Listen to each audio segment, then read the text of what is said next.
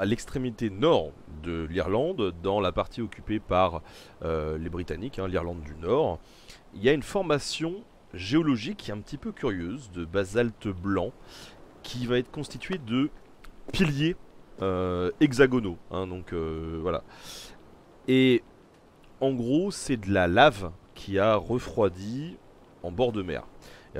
C'est une coulée de lave qui date d'il y a plus de 50 millions d'années, hein, mais c'est entièrement naturel, même si on a l'impression que ça pourrait être des aliens qui ont fait ça. Voilà pourquoi.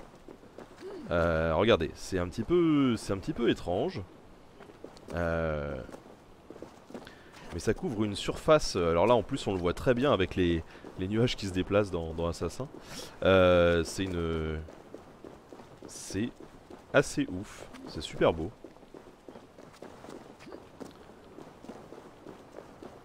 Je répondais à une question dans le chat sur en gros combien de temps a, a pris cette recherche documentaire. Alors, il y avait pas mal de personnes impliquées, puisqu'il y avait Marco, il y avait moi, et aussi à Ubisoft, on a justement un service qui s'appelle le service inspirationnel, où il y a notamment Thierry Noël qui travaille dedans, et qui justement, lui, a accès à beaucoup de ressources et d'experts pour faire ses recherches, et c'est grâce à ce service-là qu'on a pu entrer en contact avec les spécialistes, les différents spécialistes que j'ai cités tout à l'heure dans le chat, donc les linguistes et les spécialistes vikings et irlandais de l'époque.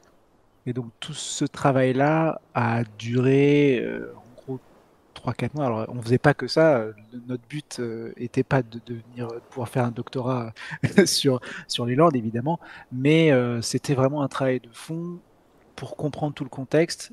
En même temps, on faisait d'autres choses, évidemment, puisqu'il y avait toute la création des personnages, tout ça. Mais pour que tout ça soit inspiré par ces recherches-là et ce savoir, voilà, ça a pris ouais, 3-4 mois, je dirais. Donc ça, c'est un site qui est plutôt bien connu des populations locales, hein, bien évidemment. Et vous l'imaginez bien, à l'époque, on n'est pas forcément dans l'approche très terre à terre, en se disant mais oui, c'est une coulée de lave il y a 50 millions d'années qui a formé ces roches hexagonales. Non, on est sur un lieu qui bien entendu va susciter beaucoup d'interrogations et qui va être le théâtre de mythes et de légendes. Euh, alors on a justement une petite légende sur l'origine du nom, la chaussée des géants, The Giant Causeway. Alors faut pas nous en vouloir pour le coup là, on va lire le petit bout d'article Wikipédia, je vous le fais avec la voix. Selon la légende, deux géants ennemis vivent de chaque côté de la mer. L'un en Écosse, appelé Benandonner, et l'autre en Irlande, nommé Fionn McCumail. Le géant écossais parlait de son rival irlandais comme d'une personne négligée et froussarde, jusqu'au jour où celui-ci, piqué au vif, dit à l'Écossais de venir se battre pour lui prouver qu'il était le plus fort. Mais comment franchir la mer? L'Irlandais jeta des pierres dans l'eau pour construire un chemin praticable. Une chaussée entre l'Écosse et l'Irlande. Mais quand il vit approcher son adversaire, l'Irlandais fut pris de panique car il était beaucoup plus petit que son adversaire. Il courut demander conseil à sa femme, qui eut juste le temps de le déguiser en bébé avant l'arrivée du géant écossais. À ce dernier, elle présenta son fils, qui n'était autre que son mari déguisé. Le géant écossais, voyant la taille de ce bébé, prit peur. Affolé à l'idée de la taille du père, et par conséquent de sa puissance, il prit ses jambes à son cou et s'en retourna dans ses terres d'Écosse, en prenant soin de démonter la chaussée pour que l'Irlandais ne risque pas de rejoindre son île. Voilà. Ça, c'est la légende de la chaussée des géants. Je trouve que c'est assez drôle. En même temps, les Irlandais, là, ils passent pour un peu pour un lâche quand même, le géant. Les deux, en fait. Les deux, c'est un peu des gros lâches, là. C'est un peu la version épique de viens de battre si t'as pas peur. C'est exactement ça. C'est assez drôle.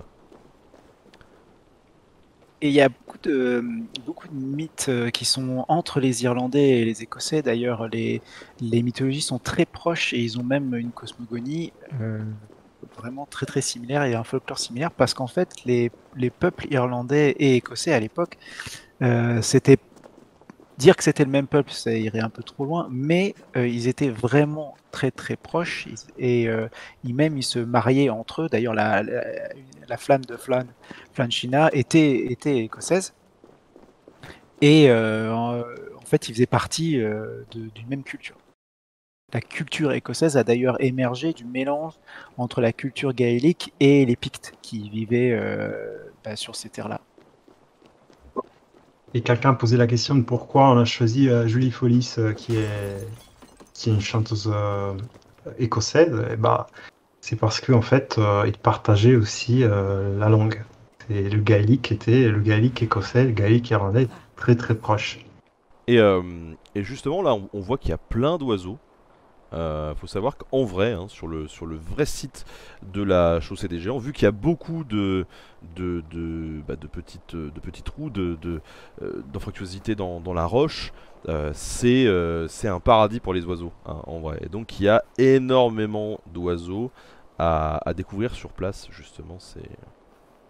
Il y a une biodiversité qui est assez folle à cet endroit-là.